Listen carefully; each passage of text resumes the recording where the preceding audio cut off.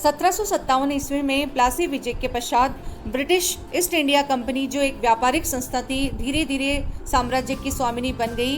Company ने अपने साम्राज्य विस्तार के क्रम में बहुत सारे क्षेत्रों का जीता, अतः इन क्षेत्रों पर और अपने हितों की पूर्ति के लिए सुदृढ़ प्रशासनिक संगठन की जरूरत थी। तो इस वीडियो में हम ब्रिटिश सरकार द्वारा स्थापित जो सिविल सेवा है, सैन्य व्यवस्था, पुलिस व्यवस्था, न्याय व्यवस्था, इन सभी के बारे में जानेंगे। तो आइए स्टार्ट करते हैं।